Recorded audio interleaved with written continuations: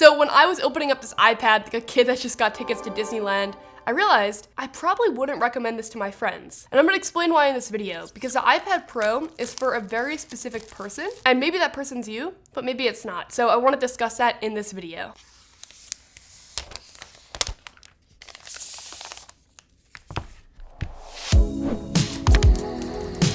So this is the 11-inch iPad Pro, and I feel like this size is the optimal one because the 12.9-inch is absolutely gigantic, and the 11-inch is smaller, but it's still a big enough screen that media consumption and stuff like that is fun on the device. That said, the 12.9-inch has mini LED technology that the 11-inch doesn't have, and I'll touch more on that later in the video. This 2021 iPad Pro is different than the 2020 iPad Pro in a few fundamental ways. First one is actual hardware, like the build, and just feeling it in the hand, it doesn't feel that different. It's a little bit thicker and a little bit heavier, but the bigger changes are the fact that it now has the support for 5G, Thunderbolt, and a much better rear-facing camera system and front-facing camera system. The performance differences are also pretty major, so the 2020 iPad Pro was already like bonkers fast, but the 2021 iPad Pro has an M1 processor, which means that the performance gains, both in just like actual benchmarks and also real world use, are huge. With increased RAM, I can open up an app and then days later still have it in the RAM,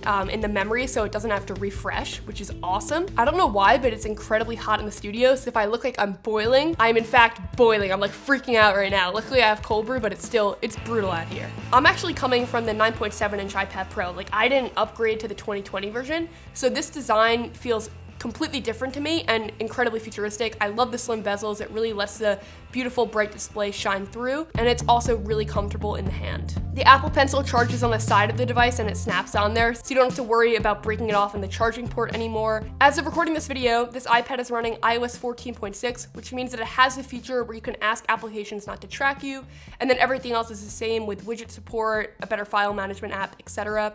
And everything just flies with the M1 chip. Like, Apple Silicon is ridiculous, but I think we have to ask, what is all this power for? Like, this M1 iPad Pro is significantly faster than a lot of laptops on the market, definitely like every tablet on the market, but to what end, right? Like, can it replace a laptop? Can it replace my laptop? Can it replace the laptop of a designer? What's the deal? I do a lot of different things. That's Luke. He is one of the most talented designers, animators, and editors I know.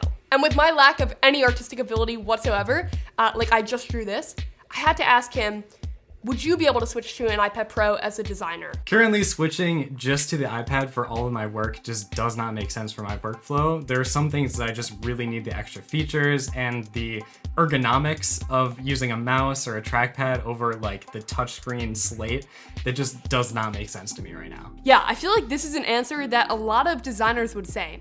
The question is why, and what can Apple do to get you to switch? The number one thing I would say, like, as far as ergonomics go and why I would really have an issue with the iPad is design requires a lot of very minute little things that like you have to adjust and tweak and things like that. And so I can imagine just sitting at an iPad for hours on end with like, I'm just like slowly kind of like seeping into the screen. Like, I feel like that would give me so many cramps. Whereas with a, mouse like and trackpad and stuff like that, like these technologies and stuff have been around for way longer and they've been way more refined. And so that's why I think they just work better for like a general workflow. Yeah, I feel like this is something that a lot of people don't consider. The reason why a lot of people don't switch to the iPad Pro isn't fundamentally a software-only reason. A lot of it comes down to the fact that the hardware is very untraditional for the traditional laptop-type work. That said, sometimes the scale can tip in the favor of using an iPad and embracing the untraditional form factor if it had macOS, hypothetically. So, Luke, would you switch to the iPad Pro if it had macOS? I think I would definitely consider it. First of all, I don't know what it would take to actually get to that point, but like, it's definitely something unique, and I would love to see if that would actually work. So I would say I'd give it a shot. All right, thank you, Luke. I really appreciate the time. Give it a shot is definitely not like the, yes, I would love to do it type of answer that I think a lot of people and Apple maybe wants. But as an editor, I completely understand. It's really difficult to get the type of precision that you need to get done in an easy way on an iPad Pro. Like if I'm extending something by a frame, reducing it by a frame, adding in multiple layers. The only thing that's really easier for me is masking with the pencil. So even if Final Cut Pro was on the iPad Pro, I would still keep my laptop. And maybe that narrative switches a little bit when you're a student. So looking at it from that perspective, as a student, I think that you care about three things on like a fundamental baseline level, and that's battery life, note-taking ability, and file management. And for battery life, the M1 processor has, I think, improved this a little bit, but I do find that if I use the device on maximum brightness and I keep the pencil hooked up to it the entire day, I'm cutting it close with making a day. Like, I can get a day's use, but I can't get multiple days. If I'm a little bit more conservative with how I use it, then standby is great and I can get multiple days. And mileage will definitely vary depending on what you're doing and if you use 5G and things like that. For the file management system, it's better than it's been in the past because we now have that dedicated files app, but to make it work, I think is much harder than to make it work on a laptop. Like, I have to be a lot more intentional with how I organize my files and stuff when I'm using an iPad Pro versus using my Mac with Finder. It feels like it's more effort, and I don't want to have to put in more effort to make a device work in my life. In an ideal scenario, it would just kind of disappear into your life and you don't have to think about things that you need to do differently with it. Similarly, with note-taking, initially you may be like, oh yeah, it's totally gonna win this category, right? And actually, many years back with the 9.7-inch iPad Pro, like my sophomore year of high school, I tried it for note-taking for a week.